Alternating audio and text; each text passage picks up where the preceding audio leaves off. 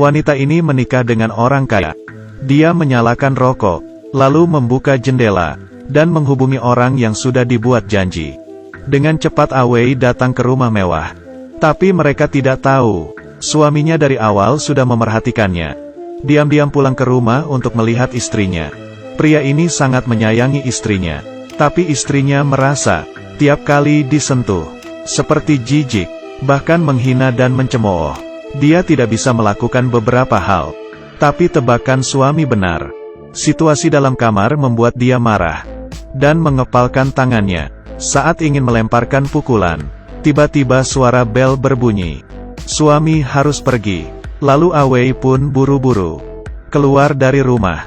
Suami yang marah segera mengikutinya. Namun di elevator, tidak mudah mengumpulkan keberaniannya.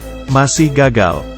Dia tidak hati-hati menjatuhkan palu, dan dilihat oleh admin tempat fitness. Suami mukanya penuh benci, dan kembali ke tempat kerjanya. Namun seluruh rumah sakit tidak tahu apa yang terjadi dengan istrinya. Ini membuat si suami menggertakkan giginya, dan menelan ke perutnya. Sekarang di dalam sudah ada gadis yang ingin melakukan oplas. Pria ini tidak fokus, malah berhalusinasi gadis itu istrinya. Kemudian di saat operasi, mengambil pisau yang salah. Setelah diekspos oleh perawat, pacar gadis itu menghampirinya, dan memukul pria itu. Di pagi hari istrinya baru saja mengkhianatinya. Siang hari ditertawai oleh pekerja. Sore dipukul oleh pelanggan. Hal ini membuat dia sangat menderita. Dengan emosi, dia menusuk dirinya sendiri. Di saat melihat ibu mertua bertemu dengan Awei, dia mengerti kalau ibu mertua sudah tahu mengenai masalah anaknya, dan bekerja sama untuk membohonginya. Pria ini pun semakin membenci. Dia mendatangi rumah ibu mertua, berpura-pura memberikan suntikan kecantikan untuk ibu mertua. Tapi dia sebenarnya tidak tahu mengenai hal anaknya, bahkan masih berusaha membela anaknya. Pria itu tidak tahan lagi dengan perkataan ibu mertua. Langsung menusuknya hingga mati, lalu memotong dagingnya, dan membawanya pulang untuk diberikan ke Xiao Mei.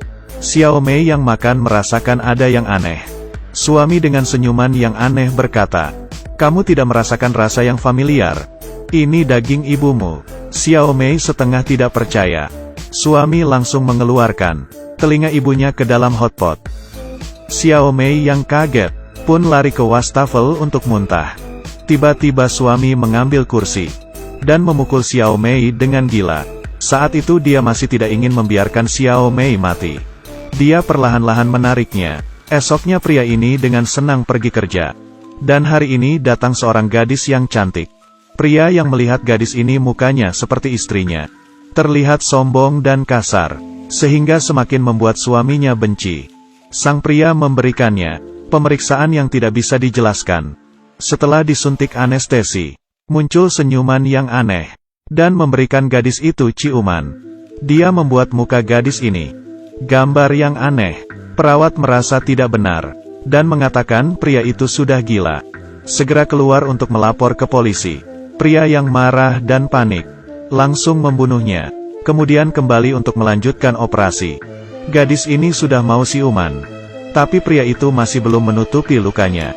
Perawat di sebelah merasakan sesuatu yang salah, dan langsung kabur. Pria ini dengan sekali tusukan membuat perawat ini mati.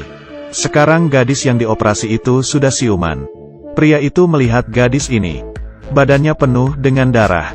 Saat itu hati si pria ini sudah berbeda. Seluruh rumah sakit dipenuhi darah. Sedangkan Awei terus tidak bisa menghubungi Xiao Mei.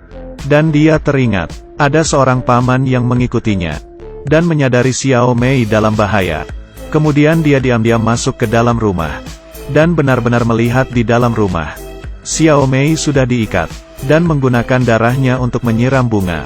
Awei langsung membawa Xiao Mei ke rumah sakit. Tak disangka, pria itu berpura-pura menjadi dokter, dan memasuki kamar pasien Xiao Mei, dan memberikan Xiao Mei suntikan anestesi. Di saat Awei kembali, ekspresi Xiao Mei berubah, tapi semuanya sudah terlambat. Pria ini menusuk Awei suntikan dan mati, dan menggambarkan Xiao Mei pola di mukanya untuk operasi.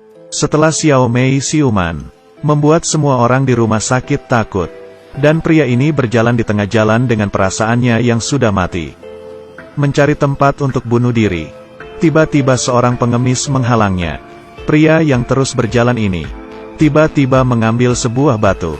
Kemudian klinik kecantikan ini kedatangan seorang yang mukanya penuh luka. Beberapa bulan kemudian, pria ini kembali dengan identitas baru. Dan muncul sekali lagi. Selamanya jangan pernah menindas orang jujur. Karena kalau mereka marah, akan melebihi dari yang kamu pikirkan. Aku adalah Siamo. Ketemu lagi.